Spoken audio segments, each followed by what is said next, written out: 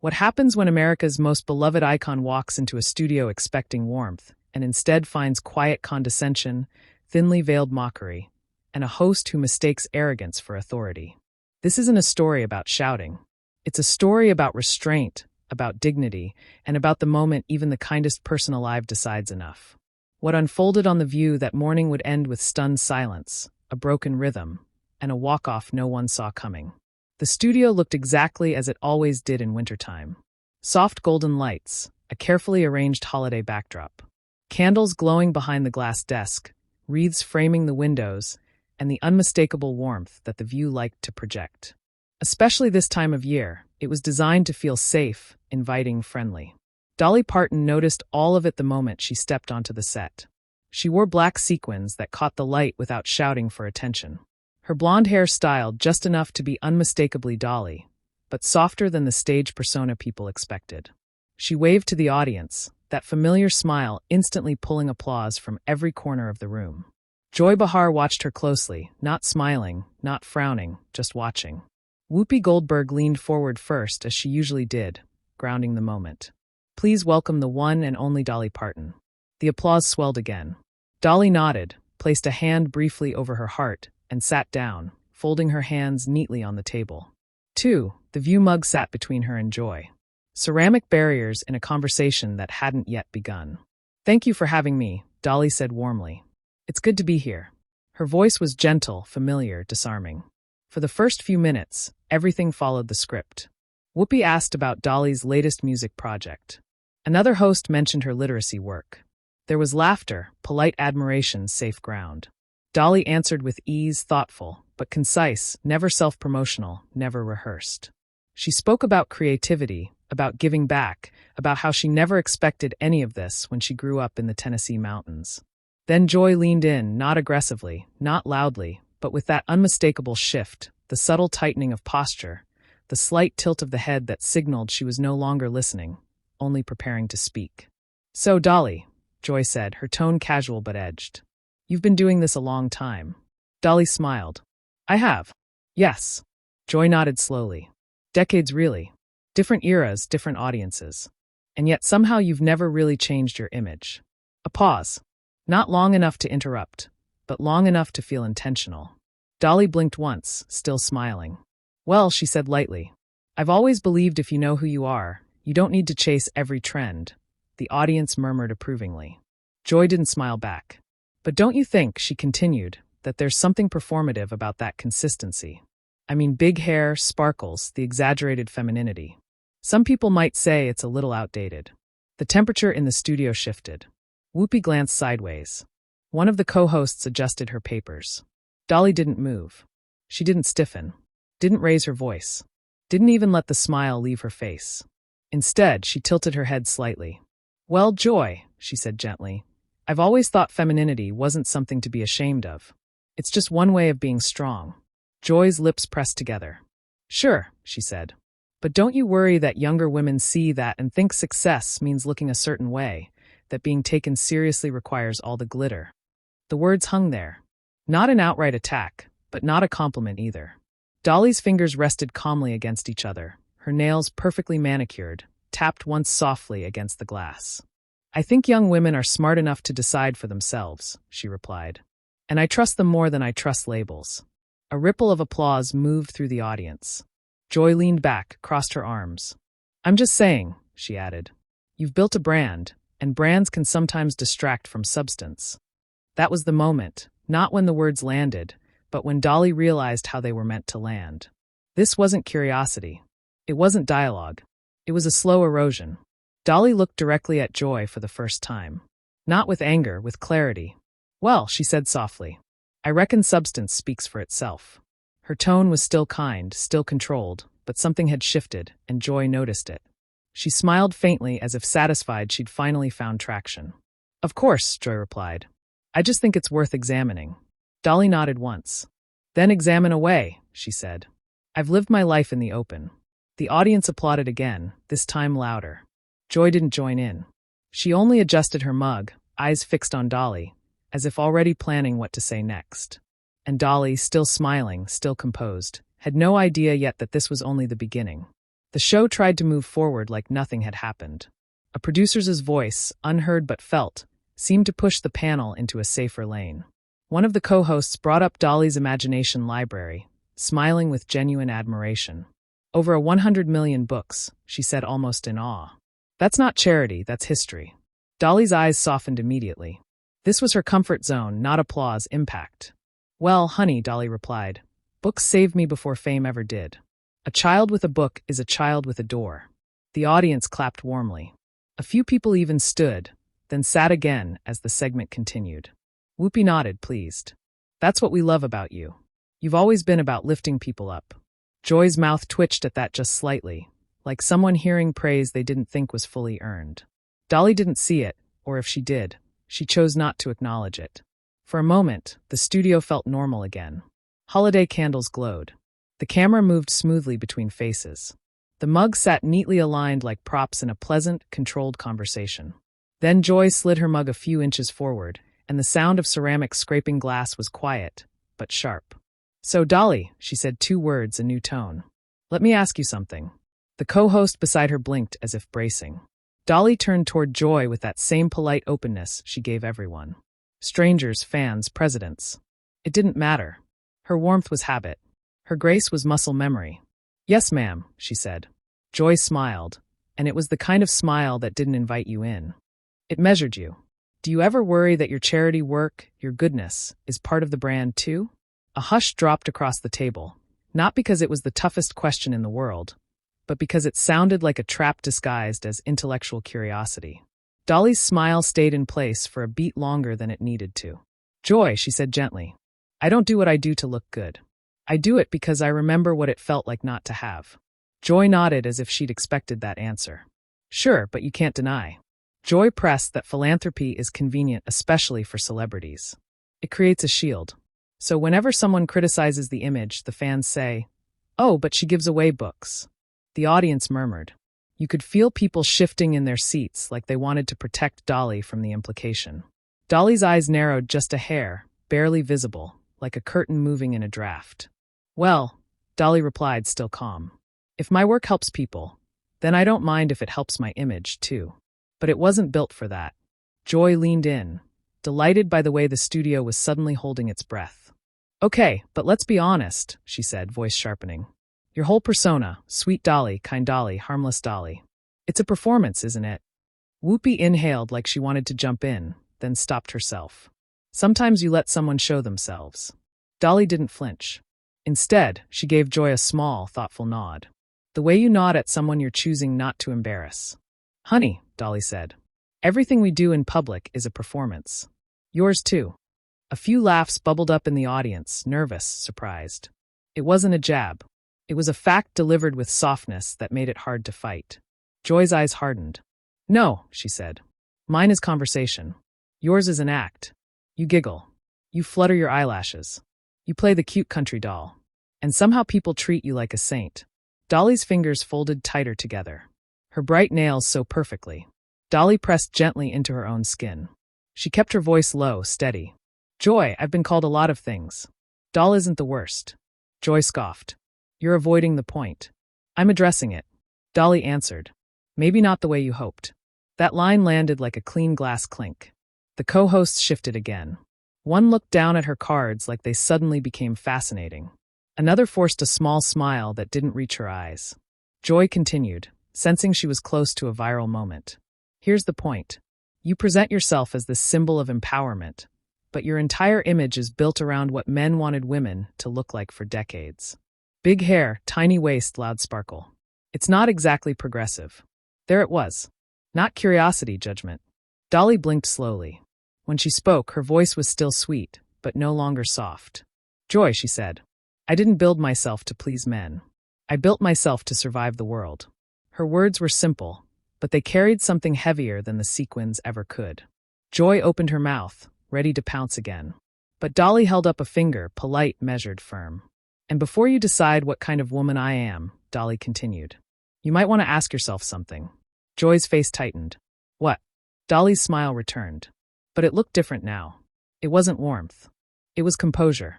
When you look at me, Dolly asked quietly, do you see a woman who chose her own life, Or do you only see what you've been taught to resent? The studio went still.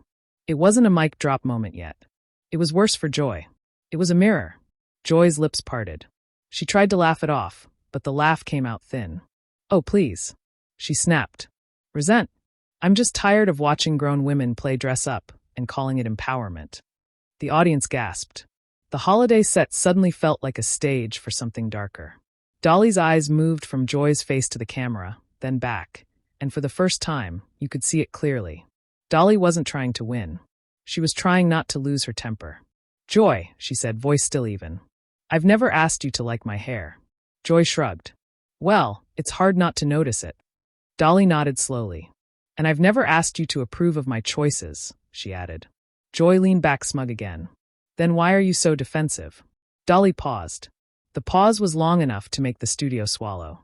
Because you're not discussing my choices, Dolly said. You're mocking them. Joy's face flushed. That's ridiculous. Is it? Dolly asked, still quiet. Or is that just what bullies say when they get called out? The word bullies landed and rolled through the room like thunder. Whoopi's eyes widened. One of the co-hosts actually froze mid-breath. Joy's posture stiffened and her tone turned sharp. Too sharp, too fast. Don't call me a bully, she hissed. I'm asking questions. Dolly's voice didn't rise. That's the thing, Joy, Dolly replied. Questions are meant to understand. Yours are meant to cut. Joy's smile vanished. For a brief moment, you could see the calculation behind her eyes. Push harder. Break her. Get the clip. And she did. Well then, Joy said, leaning forward. Let's cut to the truth. You're not the saint people think you are. You're a businesswoman who sold a fantasy, and you sold it so well, people forgot to ask who you really are. The air in the studio tightened. Even the audience, usually eager, went quiet like they sensed something sacred had been touched. Dolly didn't move, but her hands on Lynn, her shoulders lifted slightly, then settled, like someone bracing without wanting anyone to notice. Her smile faded to something neutral, controlled. And when she spoke, her voice was calm enough to scare people more than anger ever could. Joy, she said softly. You keep talking like you know me. Joy's eyes narrowed. I know what you show. Dolly nodded once. And you keep poking, she continued. Like you're hoping I'll finally snap, so you can feel justified. Joy scoffed. That's absurd. Dolly leaned in, not aggressively, not theatrically, just enough to close the distance. No, honey, she said. That's exactly what this is. The studio held its breath because Dolly Parton, America's sweetheart, had stopped being sweet, and Joy Behar had just realized she might have pushed the one person in the room who didn't need to raise her voice to destroy a narrative. Joy opened her mouth to fire back, but Dolly spoke first. One more question from you like that. Dolly said, still quiet. And we're going to have a very different kind of conversation. Joy blinked. For the first time all day, she didn't have a line ready. But she wasn't the type to retreat. She only smiled. Thin, sharp, dangerous. Good, Joyce said. Because I'm not done. And the way she said it made the producers behind the cameras reach for their headsets. Because everyone knew now. This wasn't an interview anymore. It was a collision. The producers should have cut to commercial. Everyone in the room felt it. That invisible pressure when a conversation has gone too far. But no one wants to be the one to pull the cord. The holiday candle still flickered behind the desk, absurdly calm, as if unaware that the atmosphere had turned sharp enough to draw blood. Joy Behar adjusted in her seat, clearly energized now. This was her terrain, conflict framed as conversation. Dolly sat back slightly, hands resting together again, but the softness was gone. What remained was composure sharpened into something deliberate. Joy cleared her throat. She said, finding reflection. People love to protect you, Dolly. That's fascinating to me.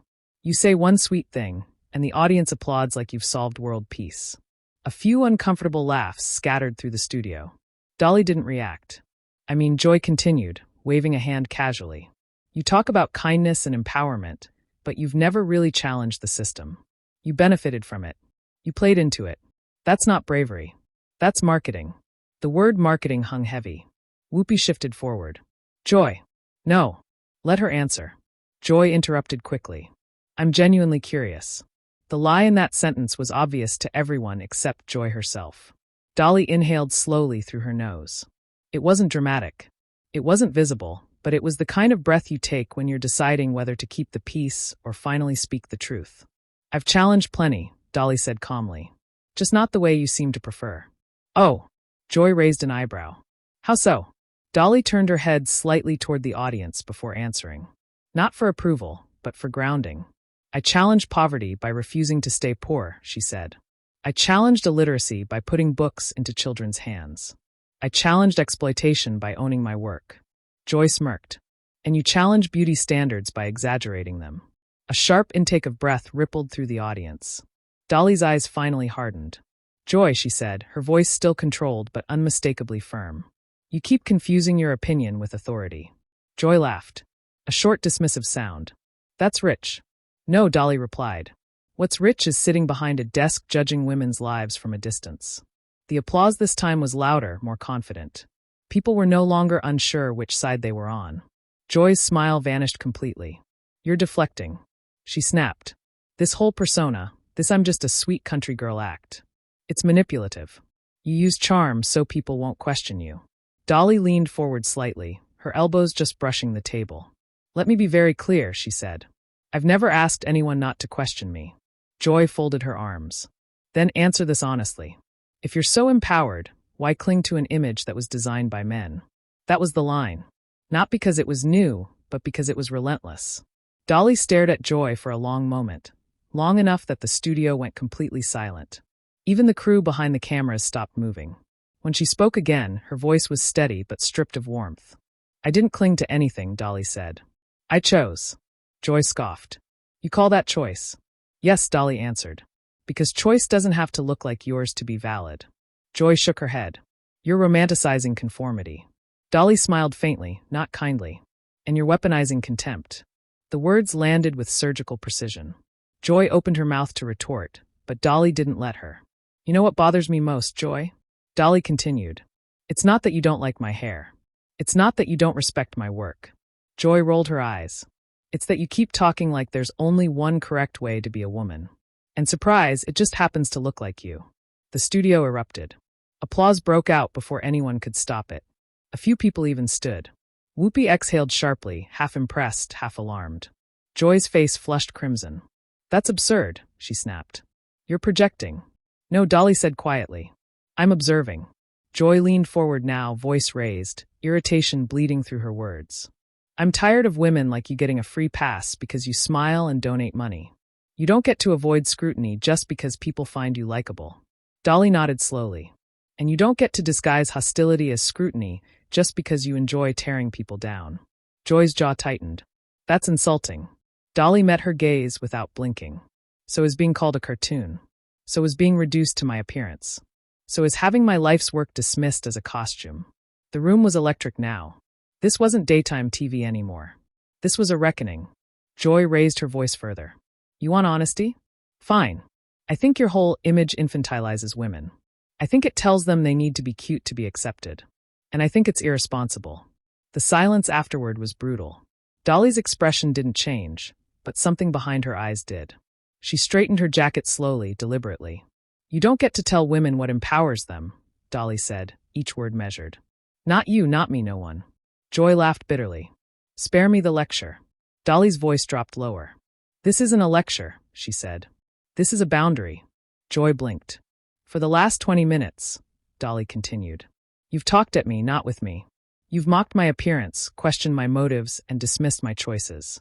Joy opened her mouth, but Dolly raised a hand, not to silence her, but to stop the spiral. I stayed, Dolly said, because I believed you'd eventually ask something worth answering. The words stung more than any insult. Joy's composure cracked. You're being dramatic. Dolly nodded once. That's what people say when they don't like being confronted. Joy stood abruptly, chair scraping loudly against the floor. I don't have to sit here and be accused of bullying, she snapped. This is my show. Dolly looked at her calmly. That, Dolly replied, is exactly the problem. Joy froze. This isn't your show, Dolly continued. It's a platform, and platforms come with responsibility. Joy's voice rose to a near shout. You don't get to lecture me about responsibility. Dolly leaned. Back is finally exhaling. You're right, she said. I don't, she paused. But I do get to decide how I'm treated. The room went deathly quiet. Joy stared at her, stunned. Not because Dolly was angry, but because she wasn't. I came here in good faith, Dolly said, standing now slowly, calmly. I answered your questions. I accepted your tone. I even gave you the benefit of the doubt. She picked up her mug, placed it gently back on the table. But I won't stay where respect isn't mutual. Joyce scoffed. So now you're walking out. Dolly met her eyes. I haven't decided yet, she said. But you're making the decision very easy. The producers were now visibly panicking behind the cameras. Headsets pressed tighter. Fingers hovered over buttons. Joy crossed her arms, defiant. If you leave, that's on you. Dolly smiled sadly this time. No, honey, she replied. That's on you. The audience erupted again, louder than before. Dolly turned slightly toward Whoopi. Thank you for inviting me, she said sincerely. I'm sorry it turned into this. Whoopi nodded, clearly torn. So am I. Joy's voice cut in sharply. We're not done. Dolly paused at that. Turned back. Looked Joy directly in the eyes. Yes, she said quietly. We are. And for the first time since the interview began, Joy Behar had nothing to say.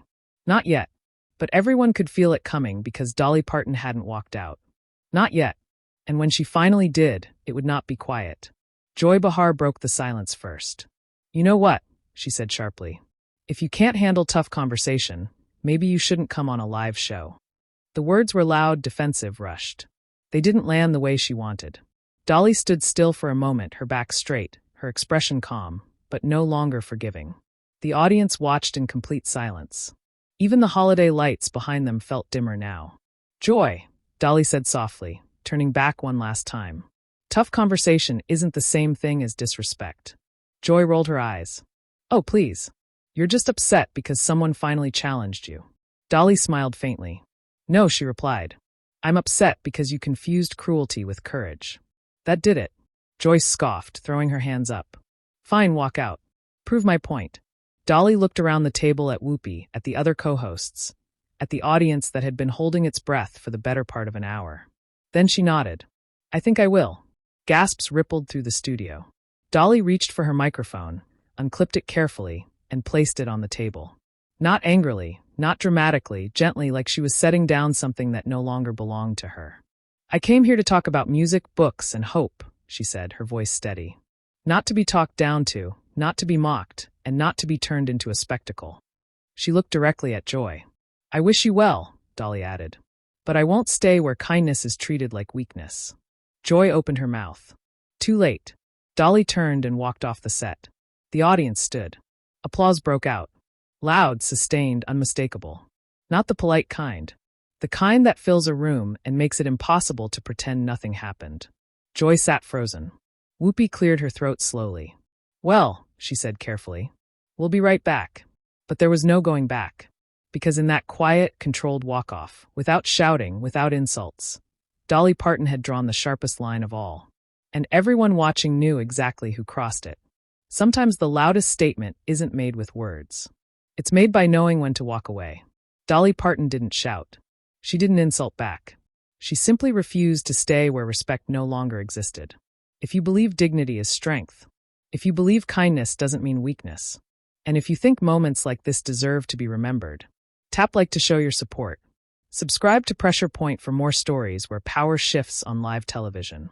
And tell us in the comments, did Dolly do the right thing by walking away? Or should she have stayed and fought?